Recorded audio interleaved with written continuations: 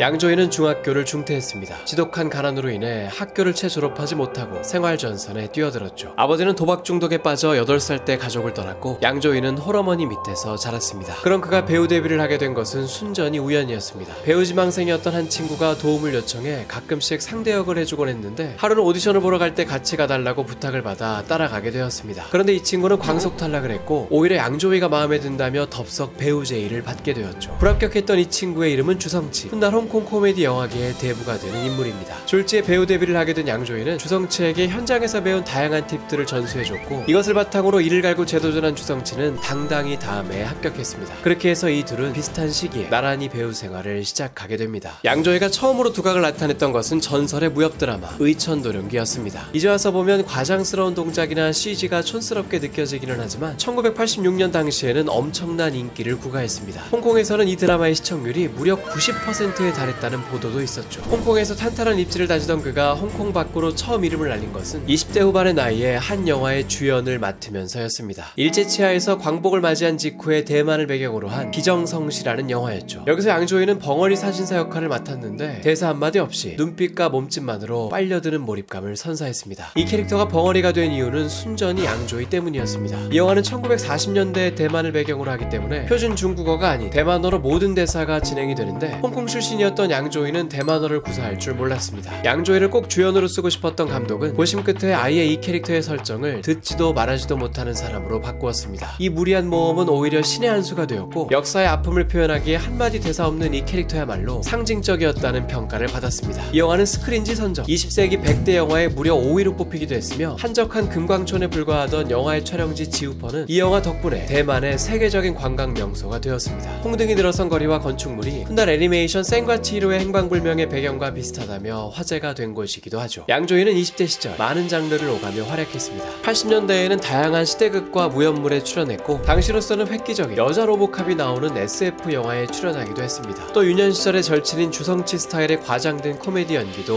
꽤 많이 펼쳤습니다. 양조위가 본격적으로 대성하기 시작한 것은 불세출의 감독 왕가이의 눈에 띄면서부터였습니다. 처음 함께한 작품은 장국영 주연의 멜로 영화 아비정전이었습니다. 여기서 양조위는 영화가 끝나기 3분 전에야 처음 등장하는데 그저 대사 없이 골방에서 외출 준비를 하는 모습만 무려 3분 정도를 보여줍니다. 그리고는 돌연 영화가 끝이 나버리죠. 사실 이 장면은 속편의 주인공으로 등장할 양조위를 예고하기 위해 들어간 장면이었습니다. 그렇게 장국영에 이어 속편의 주인공으로 승격한 양조위는 망했습니다. 아비정전 1편이 처참하게 흥행에 실패하며 제작사는 이 영화를 끝으로 파산했고 속편 제작이 무산되며 양조위의 주연 기회는 날아갔습니다. 비록 양조위를 주연으로 계획했던 후속작은 없던 일이 됐지만 그가 꼭 마음에 들었던 왕가이 감독은 이후 다양한 작품에서 그를 부르게 됩니다. 이 중에는 타임지 선적 세계 100대 영화에 뽑히기도 한 중경상님이 있었죠. 실연의 상처로 힘들어하는 한 경찰을 연기했는데 양조위 특유의 쓸쓸한 눈빛이 이 캐릭터의 외로움을 더욱 부각시켰습니다. 그러던 중 톰보이스러운 한 음식원 직원이 그에게 반하게 되고 이 여자로 인해 조금씩 옛 사랑의 상처에서 치유되는 과정이 담겨있죠. 이 여직원 역할의 왕페이가 직접 부른 OST로도 화제가 되었습니다.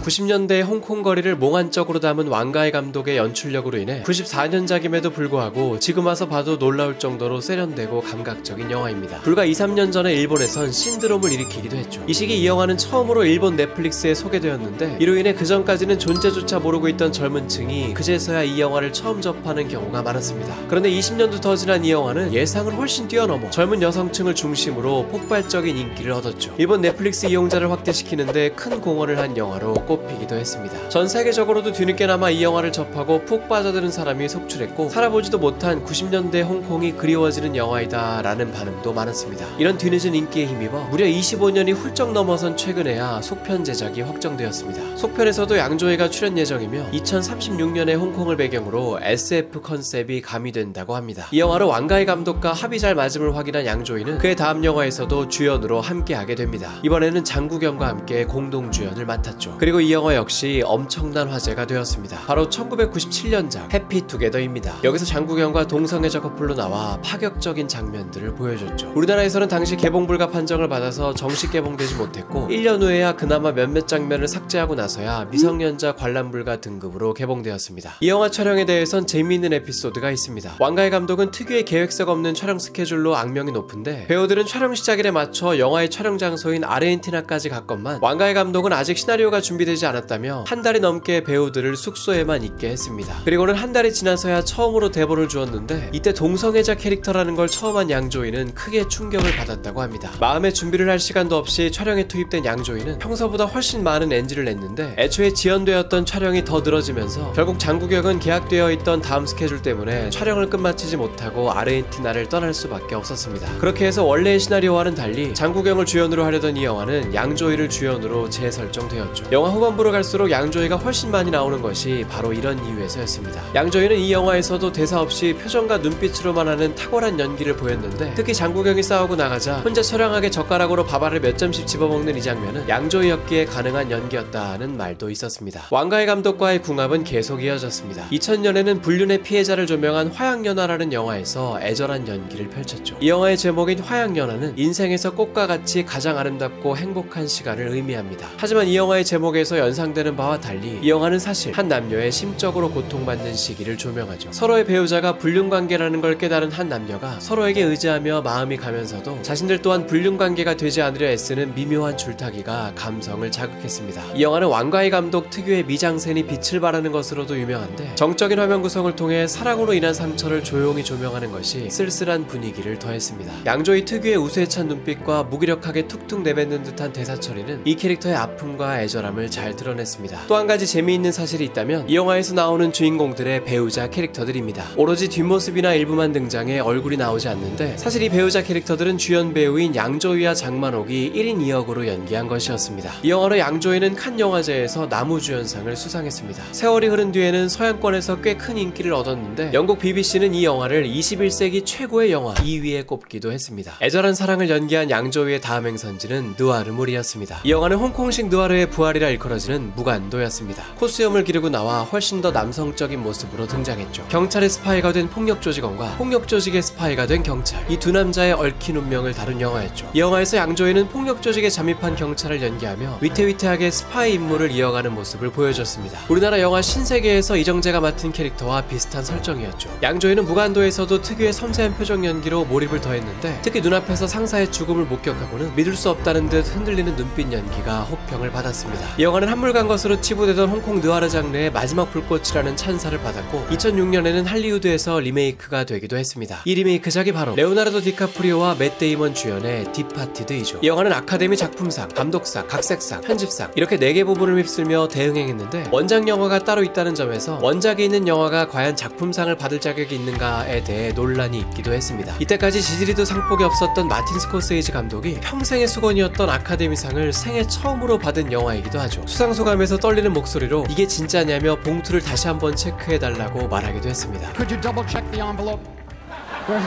90년대에는 왕가희 감독의 페르소나 같았던 양조위는 2000년대에 들어서는 다른 감독과의 활발한 협업을 이어갑니다. 이 중에는 2007년작 새끼도 있었죠. 와우장력으로 유명한 이안 감독의 스파이 로맨스 장르였습니다. 양조위는 친일파 고위 간부 역할을 맡아 냉철하고 철두철미한 남자를 연기했습니다. 이 영화는 상대역인 탕웨이가 처음 국제적으로 주목을 받은 영화이기도 한데 독립군의 스파이로서 양조위에게 미인계를 펼치려다가 빠져선 안 될 사랑에 빠져버리는 비극적인 여인을 연기했죠. 뭐니뭐니 해도 파격적인 배드신이 큰 화제가 된 영화이기도 합니다. 이 영화에서의 배드씬은 10분 정도에 달하는데 완벽주의 성향이 강한 이안 감독은 이 10분을 위해 며칠 동안 배우들을 촬영 장소에 가둬두다시피 하며 극한의 촬영을 이어갔다고 합니다. 탕웨이는 이때를 회상하며 워낙 격렬해서 반나절 만에 체력이 소진되었는데도 감독은 극한을 넘어서는 동작까지 요구했다고 말했습니다. 이 둘의 적나라한 배드씬이 가장 화제가 되긴 했으나 이 영화는 1940년대를 재현한 영상미, 애잔하고 먹먹함을 느끼게 하는 섬세한 감정 묘사 등 영화의 예술성 측면에서도 호평을 받았습니다. 우리나라에서도 200만에 가까운 관객을 동원하며 흥행했으며 베니스 영화제에선 황금사자상을 수상하기도 했습니다. 새끼가 개봉된 지 얼마 지나지 않은 시기 양조위는 46의 나이에 드디어 결혼을 하게 됩니다. 그 상대는 무려 19년 동안이나 연인 사이로 지낸 홍콩 배우 유가령입니다. 이들은 오랜 세월을 사귄 것답게 다사다난한 일이 많았는데 조폭들의 힘이 막강했던 1990년에는 유가령이 이들에게 납치당하는 사건도 있었습니다. 이때 양조위는 근처에서 영화를 촬영 중이었는데 이 소식을 듣자마자 촬영을 중단하고 친구들을 동원해 극적으로 몇 시간 만에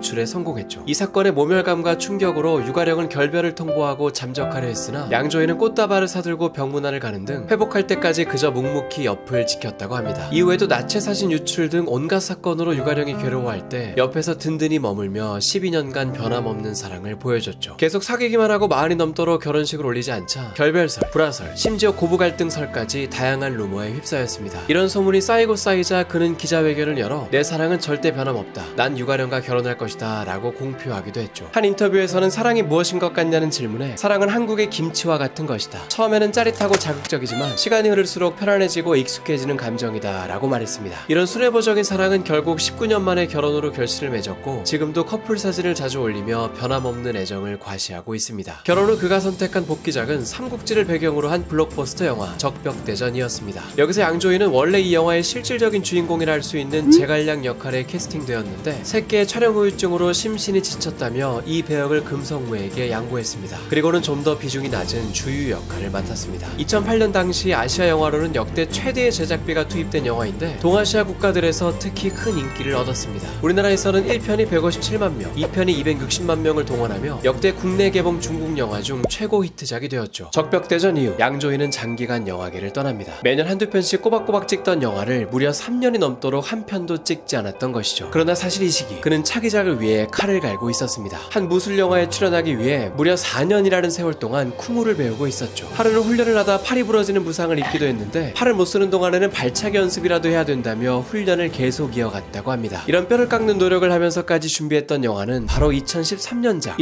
일대종사였습니다. 일대종사란 한 시대에 한 번 있을까 말까한 위대한 스승을 뜻합니다. 이 영화는 이소룡의 스승이기도 하며 1900년대에 일대종사로 꼽히는 영춘권의 고수 연문을 조명한 영화이지요. 오랜만에 전성기를 함께했던 왕가희 감독과 다시 뭉쳐 주연인 연문 역할을 맡았습니다. 이 역할은 큰 부담일 수밖에 없었습니다. 앞서 이미 견자단 주연의 연문 시리즈가 호평을 받으며 상당한 인지도를 얻은 후였기 때문에 새로운 배우를 내세워 재해석한다는 것은 상당히 모험적인 도전이었죠. 양조위는 이런 막중한 임무를 맡아 견자단의 그림자가 짙게 남아있는 이 캐릭터를 자신만의 색깔로 재해석했습니다. 50에 가까운 나이에 몸을 사리지 않는 절도 있는 무술 액션을 선보이며 망했습니다. 손익분기점을 넘지 못하는 씁쓸한 성적을 거뒀죠. 견자단의 연문과는 달리 사실상 무협영화를 가장한 멜로물에 가까웠는데 마치 시를 읊는 것 같이 철학적이고 난해한 대사들이 가득해 가벼운 무술 영화를 기대하고 갔던 관객들은 실망하는 경우가 많았습니다. 그러나 지루하고 난해하다는 대중의 반응과는 달리 평론가들에게는 꽤 호평을 받았습니다. 빠르고 화려한 견자단의 연문과는 대조되는 묵직하면서도 느리게 연출한 무술이 시각적으로 아름다웠다는 평가도 받았고 무술 연기로 정평이 나 있는 장첸의 호쾌한 액션도 호평을 받았습니다. 특히 장첸은 여기서 팔극권의 고수로 등장하는데 이 영화를 위해 배운 팔극권으로 실제 대회에 나가 1등을 하기도 했습니다. 이 영화는 8년이 지난 현재까지 왕가희 감독의 마지막 작품으로 남아있으며 우리나라 배우 송혜교가 양조위의 부인 역할로 출연한 것이 화제가 되기도 했었죠. 4년 동안이나 훈련을 거듭하며 준비했던 영화가 대중의 외면을 받자 양조위는 상심에 빠졌습니다. 이때부터 그는 눈에 띄게 작품 활동을 줄여갔죠. 3년 만에 공백을 깨고 파도인이라는 영화를 통해 코미디 연기로 변신을 꾀했지만 흥행참패를 하며 또 한 번 씁쓸한 실패를 맛봤습니다. 어느덧 양조위의 나이는 60에 가까워졌고 전성기 시절에 비해 눈에 띄게 적어진 출연작과 흥행부진으로 인해 역사의 뒤안길로 사라지는 듯 했습니다. 이 시기 심신이 지친 양조위는 의도적으로 영화 관계자들의 연락을 피했다고 합니다. 그러던 어느 날 이런 모습을 지켜보던 아내가 아예 무시로 일관하기보다는 이야기라도 들어보는 게 어떠냐며 그를 설득했습니다. 이에 양조위는 부재중 전화 목록을 열어 한 영화사에 전화를 걸게 됩니다. 이 영화사는 바로 마블 스튜디오였습니다. 그렇게 해서 양조위는 인생 첫 할리우드 영화 샹치와 텐링즈의 전설에 출연하게 됩니다. 사실 이전에도 양조위는 할리우드 영화의 캐스팅 제의를 받은 적이 있었습니다. 그러나 할리우드 특유의 동양인에 대한 편견적인 묘사가 마음에 들지 않는다며 거절해왔죠. 하지만 샹치는 달랐습니다. 프로젝트의 설명을 듣고는 아시아계 이민자 출신들이 감독과 시나리오 작가를 맡아 이런 관습적인 편견에 신경을 쓴 것이 느껴졌고 제의받은 역할이 악역이었음에도 1차원적이지 않고 공감을 자아내는 입체적인 인물로 그려진 것에 마음이 끌렸습니다. 그렇게 해서 양조위는 샹치의 메인 빌런 역할을 맡았고 주인공보다도 더 주인공스러운 캐릭터였다는 찬사를 받으며 전 세계인들을 열광케 했습니다. 마블 시리즈를 통틀어 타노스와 더불어 가장 입체적인 빌런으로 꼽혔죠. 이 캐릭터는 불로불사의 몸으로 천년의 세월을 살아왔다는 설정이었습니다. 그렇게 천년전 시대와 현대시대 두 시대에서 모두 등장하는데 진짜로 천년을 살아온 것처럼 어느 시대에 두어도 이질감 없는 비주얼과 연기력으로 호평을 받았습니다. 또 어색하지 않은 영어 대사 처리는 할리우드 데뷔작이라고는 믿기지 않는 실력이다는 평가를 받았죠.